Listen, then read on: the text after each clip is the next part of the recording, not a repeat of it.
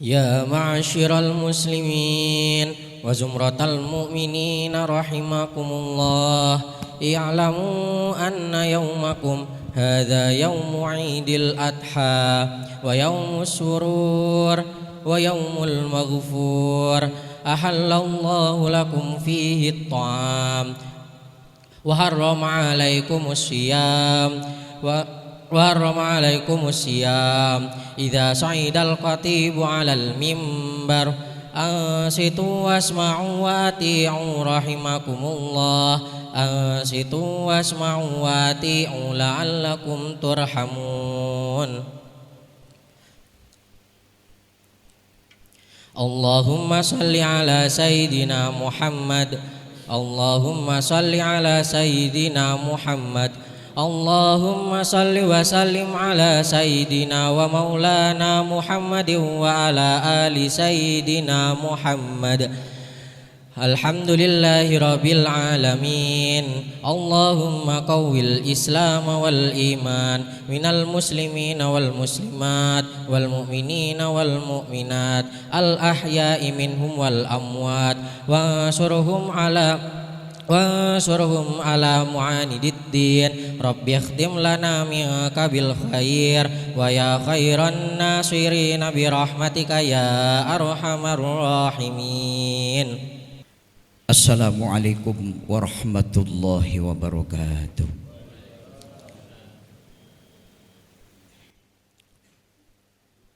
Allahu akbar, Allahu akbar, Allahu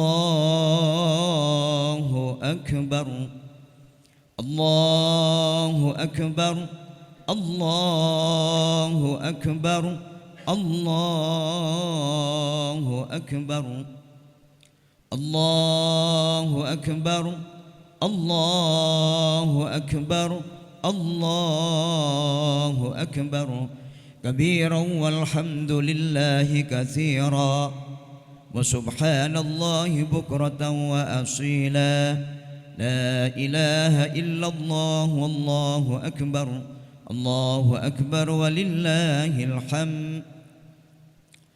Alhamdulillahi rabbil alamin, alladzi an'amana bi ni'matil imani wal islam wa hadana ila siratim mustaqim wa ja'ala idal adha min a'zami sya'airil islam wa sayyarahu mausiman min mawasimil izam.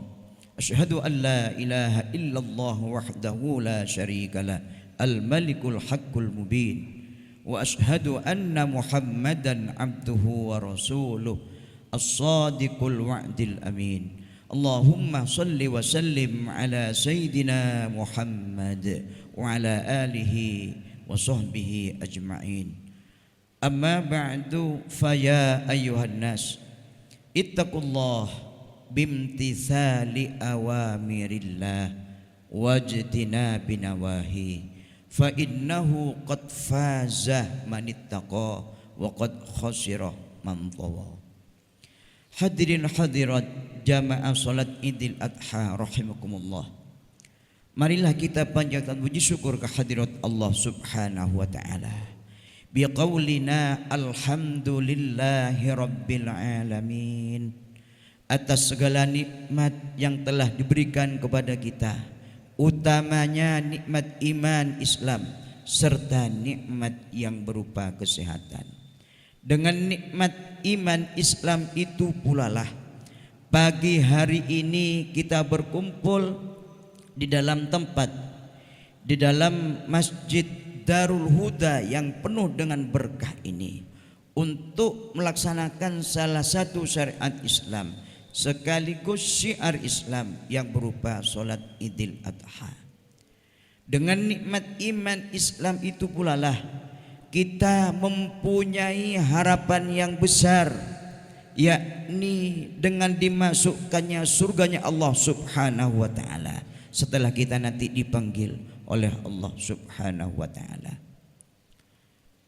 Dan dengan nikmat sehat kita bisa beribadah, bahkan bukan sekedar beribadah, tetapi bisa memperbanyak ibadah serta menyempurnakannya, sehingga kita mempunyai suatu harapan.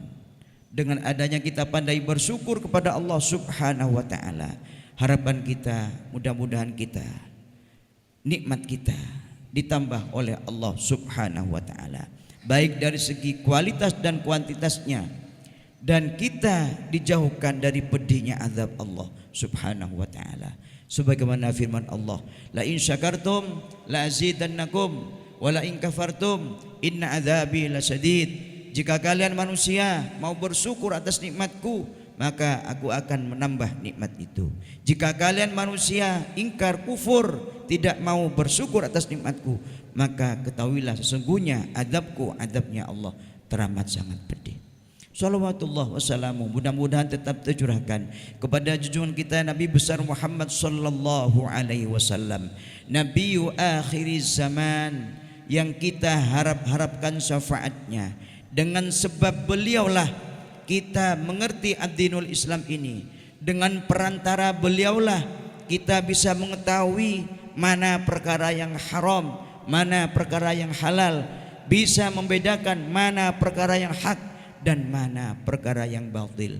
Mudah-mudahan dengan adanya kita senantiasa bersolawat dan bersalam kepada baginda Rasul Muhammad sallallahu alaihi wasallam, kita diakui sebagai umatnya, dan kelak pada hari kiamat kita mendapatkan syafaatul utma, syafaat yang agung. Beliau bersabda, man shalla alayya salatan sallallahu alaihi biha asyran. Barang siapa yang berselawat kepadaku satu selawat saja, maka Allah akan memberikan 10 kebaikan dari satu selawat itu. Artinya semakin banyak kita membaca selawat dan bersalam kepada baginda Rasul, semakin banyak pula lah peluang kebaikan yang akan kita terima dari Allah Subhanahu wa taala. Hadirin hadirat jamaah salat Idul Adha rahimakumullah. Selanjutnya marilah kita senantiasa bertakwa dan meningkatkan ketakwaan kita kepada Allah Subhanahu wa taala, yakni mari kita melaksanakan perintah-perintah Allah dan menjauhi larangan-larangan Allah dalam situasi dan kondisi apapun. Mari kita bertakwa kepada Allah dalam keadaan sakit dan lebih-lebih dalam keadaan sehat. Mari kita bertakwa kepada Allah dalam keadaan susah dan lebih-lebih ketika kita senang. Mari kita bertakwa kepada Allah Subhanahu wa taala baik dalam keadaan tersembunyi maupun dalam keadaan terang-terangan. Fa insyaallah dengan modal takwa tersebut kita akan mendapatkan kebahagiaan baik di dunia ini dan lebih-lebih di akhirat nanti. Bukankah Allah Subhanahu wa taala berfirman, wa may yattaqillaha yaj'al lahu makhraja wa yarzuqhu min haitsu la yahtasib. Barang siapa yang betul-betul bertakwa kepada Allah Subhanahu wa taala, maka Allah akan memberikan jalan keluar kepadanya dari bermacam-macam persoalan atau urusannya, dan Allah akan memberikan rizki kepada orang tersebut bahkan dari jalan yang tidak pernah ia duga. Hadirin hadirat jamaah salat Idul Adha rahimakumullah. Bulan Dzulhijjah merupakan salah satu deretan bulan yang dimuliakan oleh Allah Subhanahu wa taala. Dan ketika sampai pada tanggal 10, yakni berada di hari nahar atau kita melaksanakan salat Idul Adha, kita selalu diingatkan dengan keteladanan Nabi Ibrahim alaihissalam serta Nabi Ismail serta Siti Hajar. Karena itu Allah Subhanahu wa taala dalam surat Al-Mumtahinah berfirman, qad kanat lakum uswatun hasanatun fi Ibrahim walladzina ma'ah. Sungguh ada suri tauladan yang baik bagimu dalam diri Nabi Ibrahim dan orang-orang yang bersama dengan Nabi Ibrahim itu.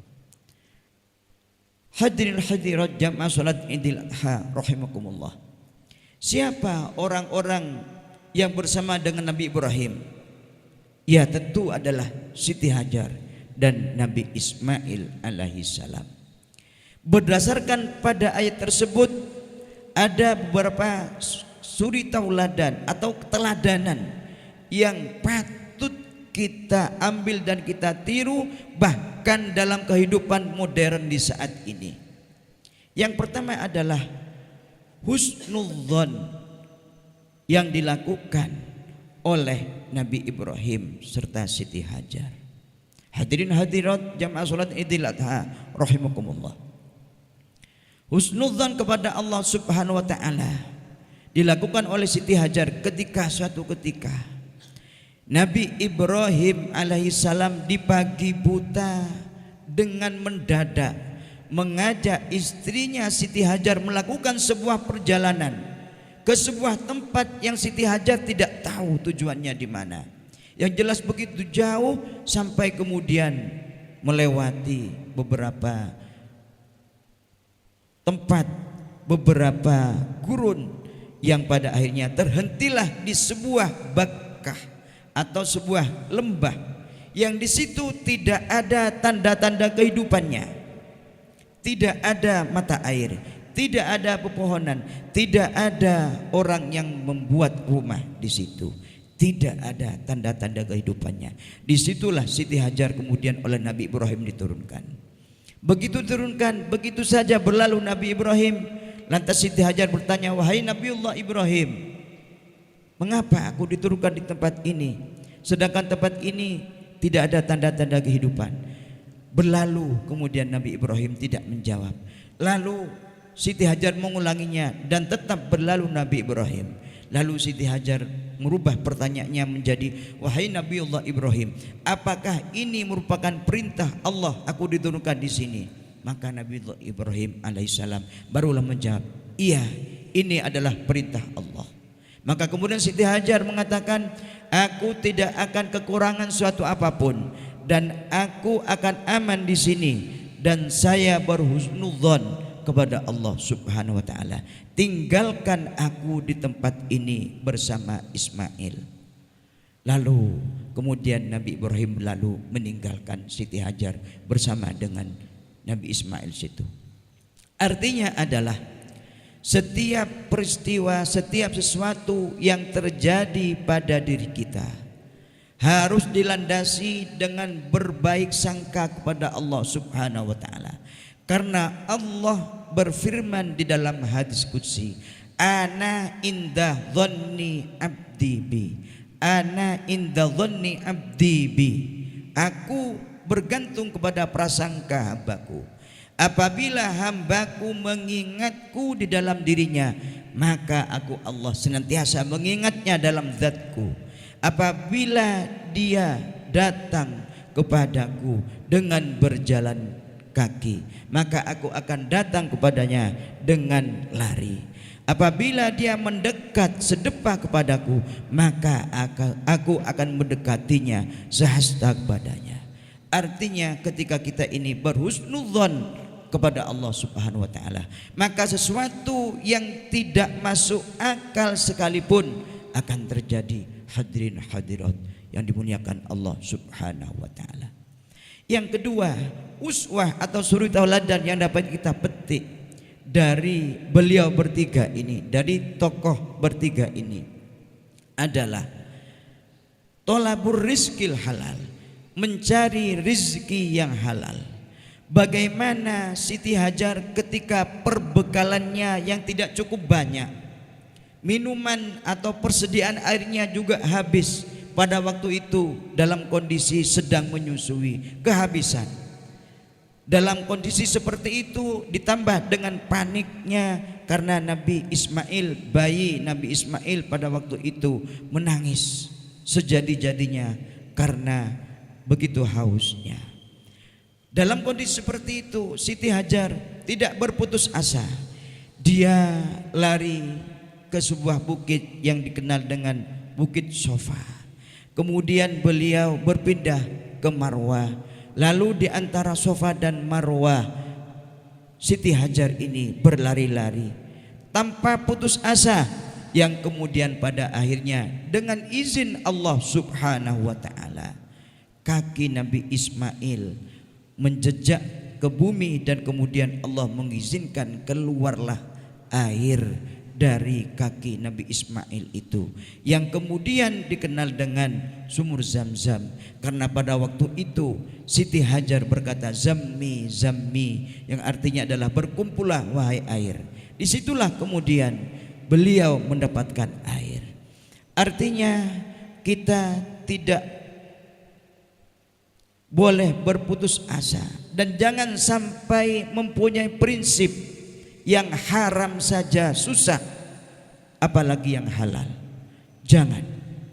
Ketika kita menyadari bahwa arti dari rizki halal itu mempunyai barokah yang luar biasa buat kita, buat anak-anak kita, buat istri kita, untuk keluarga kita, akan membawa berkah kebaikan yang luar biasa rizki yang halal itu, maka kita tidak akan pernah berusaha atau mendapatkan rizki yang haram, yang tidak dihalalkan oleh Allah Subhanahu wa taala. Salah satu sahabat, Sa'ad bin Mu'ad al-Ansari, dilihat oleh Kanjeng Nabi tangannya dalam keadaan begitu melepuh, hitam dan kasar. Lalu baginda Rasul bertanya, "Wahai Sa'ad, kenapa tanganmu seperti itu?" Lalu sahabat Sa'ad menjawab, "Ini adalah karena aku mencangkul, mengolah tanah wahai Rasul, untuk mendapatkan penghasilan untuk nafkah keluargaku." Lalu tangan itu diambil oleh Nabi. Kanjeng Nabi Muhammad SAW mengambil tangan Sa'ad, dan kemudian dicium tangan Sa'ad, tangan sahabat itu oleh Nabi Muhammad SAW. Dan kemudian Nabi berkata, "Inilah tangan yang tidak akan dimakan oleh api neraka. Inilah tangan yang akan diselamatkan dari api neraka." Artinya, seperti apapun kondisi kita, para hadirin hadirat, marilah kita tetap berusaha untuk mendapatkan rezeki yang halal agar menjadi berkah bagi kita dan keluarga kita. Hadirin hadirat jamaah salat Idul Adha rahimakumullah.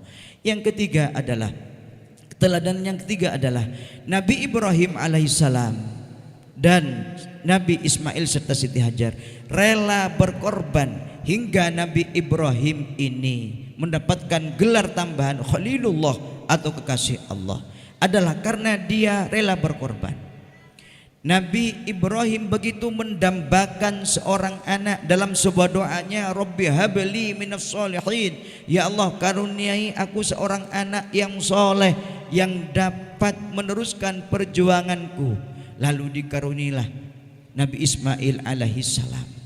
Setelah beberapa waktu menginjak usia kira-kira belasan tahun, karena di dalam Al-Quran dikatakan as-sa'yah, falamma balagha ma'ahu as-sa'yah qala ya bunayya inni ara fil manami anni adbahuk fanzur madza tara. Kata Nabi Ibrahim alaihissalam, falamma balagha ma'ahu as-sa'yah, setelah Nabi Ismail memasuki usia bisa membantu orang tuanya. As-sa'yah dalam suatu tafsir atau seorang mufassir dikatakan kira-kira berumur 11 sampai 12 tahun. Kira-kira masih usia kelas 6 atau kelas 6 SD atau kelas 1 SMP. Sekitar seperti itu yang disebut dengan as-sa'yah. Qala ya bunayya inni ara fil manami anni adbahuk. Wahai anakku, aku bermimpi disuruh menyembelihmu. Sedangkan mimpi dari Nabi adalah wahyu, berarti wahyu perintah Allah Subhanahu wa taala. Fanzur madza tara, maka bagaimana wahai anakku ini? Lalu Nabi Ismail alaihissalam menjawab, qala ya abatif al ma tu'mar, wahai ayahku, jika itu merupakan perintah Allah maka laksanakanlah. Satajuduni insyaallahu minas sabirin. Insyaallah saya ini menjadi anak yang sabar, anak yang menerima terhadap perintah itu. Betul-betul merupakan jawaban yang di luar nalar, dan merupakan jawaban yang tidak pernah diduga oleh Nabi Ibrahim alaihissalam. Begitu Nabi Ismail alaihissalam menjawab seperti itu, direncanakanlah kemudian untuk dikorbankan Nabi Ismail, anak sematawayang yang menjadi harapan Nabi Ibrahim alaihissalam, demi kecintaannya terhadap Allah subhanahu wa ta'ala. Berangkatlah Nabi Ismail ini berpamitan kepada sang ibu, bukan untuk bekerja, bukan untuk mendapatkan penghasilan, tetapi berangkat untuk meninggal dunia, berangkat untuk mati. Lalu dengan tegar Siti Hajar melepas kepergian Nabi Ibrahim dan Nabi Ismail menuju sebuah bukit. Kemudian pada waktu Nabi Ismail alaihissalam dibaringkan, Nabi Ismail berkata kepada Nabi Ibrahim, salah satu perkataannya adalah, wahai ayah, ikatlah tanganku dengan kuat agar aku nanti tidak meronta dan tidak merepotkan ayah ketika aku disembelih. Yang kedua, wahai ayahku, sembelihlah aku dengan pisau atau dengan pedang yang tajam agar aku tidak merasakan sakit yang begitu lama. Yang ketiga, wahai ayahku, pakaian atau jubahku yang terkena darah jangan sampai terlihat oleh ibuku agar ibuku tidak bersedih. Dan jangan sampai ada anak-anak yang seusia denganku bermain ke rumah kelihatan ibu, agar ibu tidak berlarut-larut dalam kesedihan. Itulah ketegaran dan ketabahan Nabi Ibrahim, Nabi Ismail dengan Siti Hajar. Maka dalam konteks di zaman modern ini, para hadirin hadirat, marilah momen dan kesempatan yang baik ini kita gunakan untuk berkurban, untuk mendekatkan diri kepada Allah subhanahu wa ta'ala. Nabi bersabda, man kana lahu sa'atun walam yudhahi fala yakrubanna musallana. Barang siapa yang punya rizki dan dia tidak berkurban, maka jangan mendekat-dekat ke musola atau ke masjidku. Aku tidak suka orang seperti itu. Ini sabda Nabi.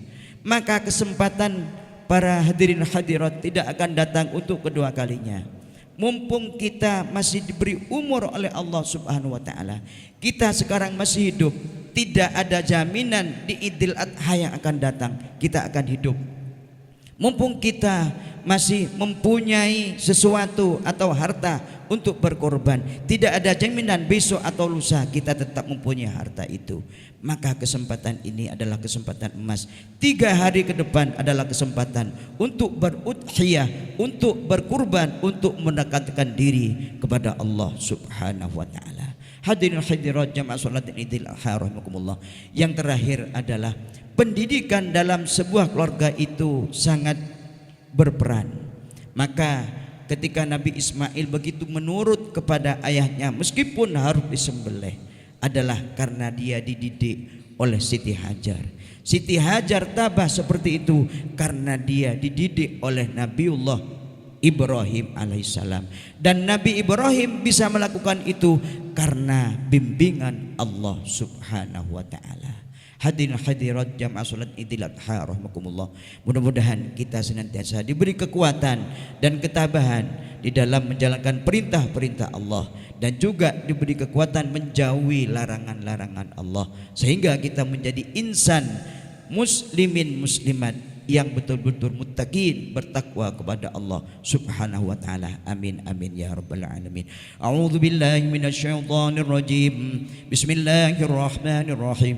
Inna a'tainakal kautsar fasalli li rabbika wanhar inna syani'aka huwal abtar. Barakallahu li wa lakum fil Qur'anil azim wa nafa'ani wa iyyakum bima fihi minal ayati wadh-dhikril hakim wa taqabbala minni wa minkum tilawatahu innahu huwas samiul alim wa qur rabbi ighfir warham wa anta khairur rahimin.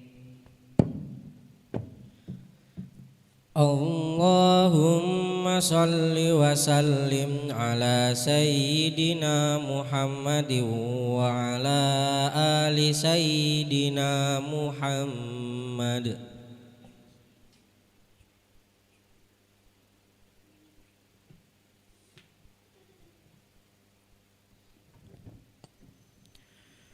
Allahu akbar, Allahu akbar, Allahu akbar, Allahu akbar, Allahu akbar, Allahu akbar, Allahu akbar, walillahil hamd.